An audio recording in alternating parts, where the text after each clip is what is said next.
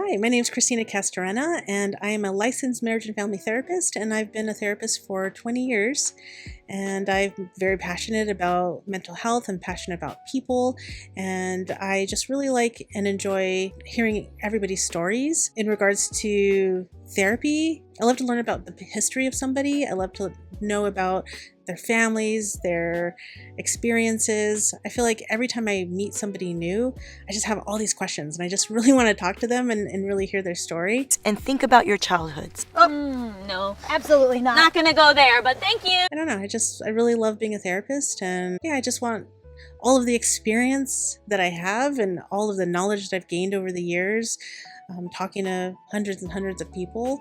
I just want to be able to provide feedback and give my interpretation to things, because when I look at things like social media or the news or YouTube or whatever is coming on, or even in the like if I'm walking down the street or hanging out somewhere, just watching people, sometimes it's my therapy brain's always going, so I'm always kind of processing stuff and kind of evaluating. I'm not always like evaluating and judging people, but maybe she should see a therapist. It's like I'm evaluating a situation, or I'm watching like dynamics, and yeah, I just thought maybe you'd like to hear about it, or it might be interesting to share my perspective on certain trends that are happening within our world.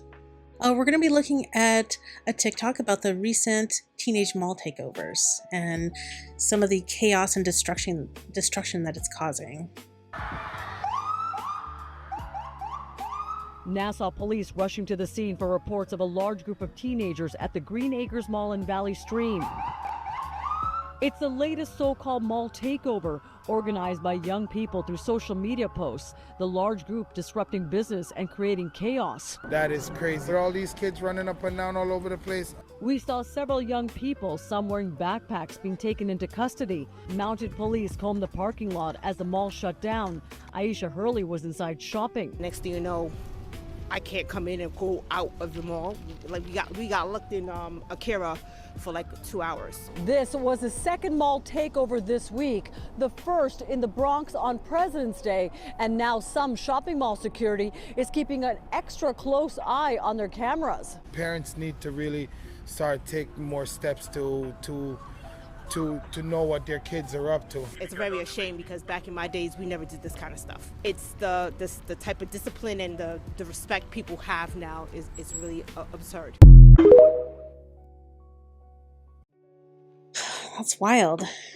But yeah, I recently heard about these teen takeovers of malls and just other big areas, and it's hard to believe. It's hard to believe that people are doing this. And it's interesting, if you notice the woman who said, back in her day, like she would not have done anything like that. And I often say that for myself too, I am in an older generation, and I definitely would not have done something like this, because I always like to say I have a healthy fear. I had a healthy fear of my parents. The foot is down. The foot is down. Which is respect, but also I knew if I did anything, it was a different type, there'd be consequences, different type of discipline. And I don't know, especially how the parents are parenting now. And it's not necessarily all on the parents. There's a lot of factors, I think, that go into this. But, the parenting is a part of it, and at the same time, like the factors that could be, contributing to this is that, sometimes some of these kids maybe are coming from like a one-parent household. Maybe the parents working 12 to 15 hours a day. So the kids are unattended, and they're finding themselves out in the world and maybe being influenced by, I think, a lot of by social media. We should just post about going to something. And actually go. Okay, well, let's still post about Yes. it. I want people to know we're going. I know a lot of the flyers are being distributed that way, and I think the kids just want to be a part of something. And this isn't the best thing to be a part of, because there are consequences. And, working with kids I've worked with kids, families over the last 20 years, a lot of times there aren't necessarily consequences, that the kids maybe not receiving the best types of consequences. And also maybe the parents aren't following through. They'll say, we're going to do this thing, or, you're going to lose, your privileges, or you're going to get grounded, or you're going to lose your phone. And maybe after a few hours or a day, the kids will get it back. Or if they whine enough, the parents will just give in.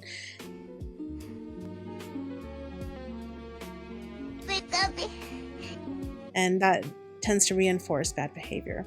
So, yeah, I mean, this is really sad, and I think also kind of like what the guy was saying is, the parents need to know. They need to know where their kids are at. They need to know what their kids are doing and just be more involved in who are they hanging out with, who the friends are.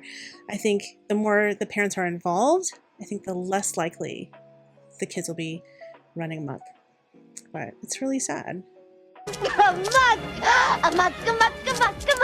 In regards to there being different issues that impact how the parents are parenting, it could also be a lack of resources. So, if it's a one or even two-parent household, but both parents need to work, especially in this economy, maybe there's a lack of family around, a lack of friends, a lack of social support. So maybe the kids don't have, an auntie or an uncle who can, pick them up after school, or a grandparent who could, take them to wherever they need to go and maybe monitor them a little bit more. And so if there's a lack of, familial support or friends, then that could definitely impact, the resources that would help the kids stay out of trouble.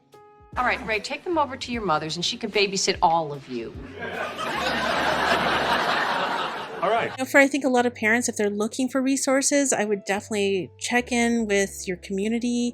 There's sometimes they have local community centers that offer either free classes, or maybe they have sliding scale fees for certain camps or after school programs. I know there are oftentimes certain libraries will have programs, or community centers, sometimes after school programs. So a lot of kids will qualify for those types of resources. I would just make sure you check in with your school. Like I said, the more you're involved, the more you can show that you're there and present.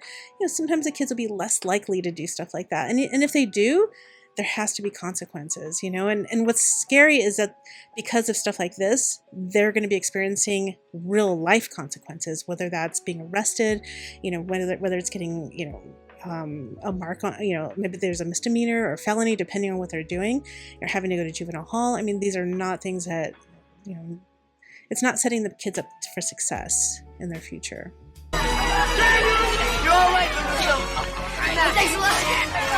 I mean, in regards to the kids maybe being destructive, if they're running around and they're, yelling and making noise, some of these, some of the news reports were showing broken glass, people were stealing stuff. I mean, part of this is also, sometimes with that group mentality, it's just there's probably a higher energy. The kids are really pumped. Maybe they're even having fun. There's this wanting and need for attention. Maybe they just want to have this energy that they want to get out. So, they're throwing things, they're breaking stuff. I mean, also if you think about it, most kids and young adults, I mean, their brains aren't fully developed. So their frontal lobes don't develop until the age of maybe 25. And so that's the part of our brain, the frontal lobe is what helps us make better decisions, which helps us to be less impulsive, and so sometimes if they're not really thinking, you can ask kids sometimes if they do something, maybe they did something and you're like, what were you thinking? Oftentimes if they say, I don't know, that's usually the case. They didn't know. It was more of an impulse control issue, which kids tend to be a little more impulsive when they're younger. Wow. I mean, I've had parents bring kids to see me, and oftentimes they'll come in and say, please help. I usually have a couple types of parents where the parents will come in and say, my kid's an issue, they have problems, fix them. And then I have other parents will come in and say, I've done everything I can, I don't know what to do, I just need help. And the treatment looks different for each kid and each family. And I think that's important to note is oftentimes when a child is brought in, it's usually not just about the child. And this is what I often tell families, that this is a systemic issue. We need to talk about the family dynamic and what is happening within the household. That's how you know that your family loves you, when they feel free to scream at you.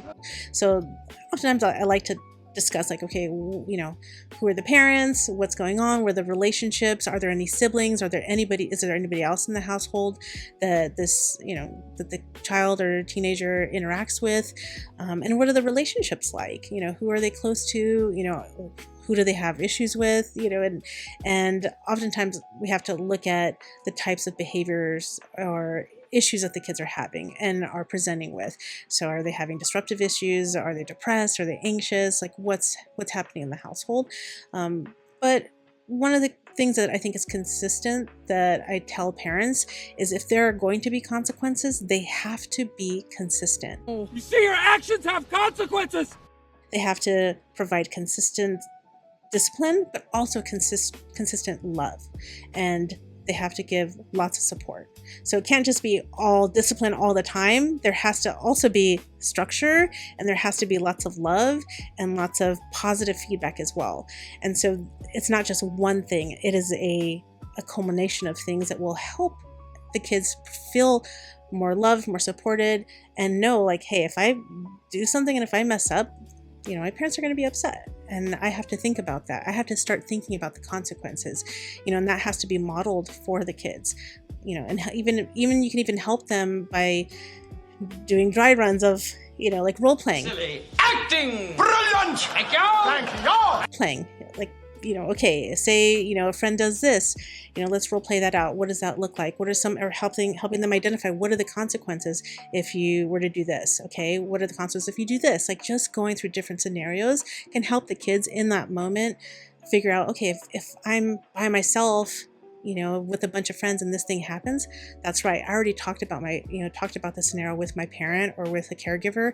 I know what I would do. Now I'm presented with it and I know how I'm going to respond. So, I would just really really encourage parents to talk to the kids, make sure they know, like I said, know who they're hanging out with, know what they're, things that they're dealing with, know the pressures that they have at school, with teachers or with peers and in the broader community. I want to go home. Like, I can't take the pressure of it. But don't you think any job interview...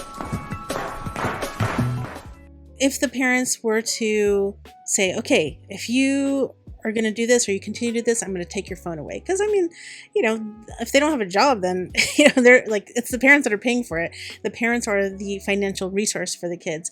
So it is a matter of saying, okay, and letting the kids know beforehand, if you were to do this, here's the consequence. I'm going to do this. So it's not just like the kid does something and you automatically take their phone away. It's important to let the kids know, here's what the consequences are.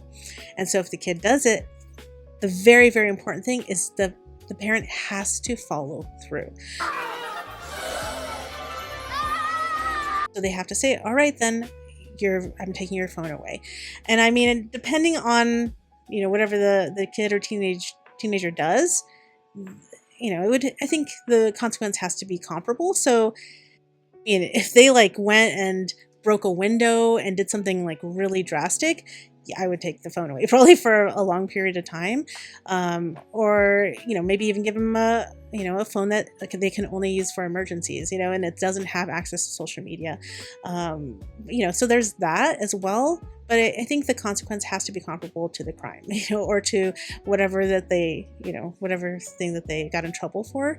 But it's important to talk to the kids and let them know, here's what's going to happen if you do A, B, or C.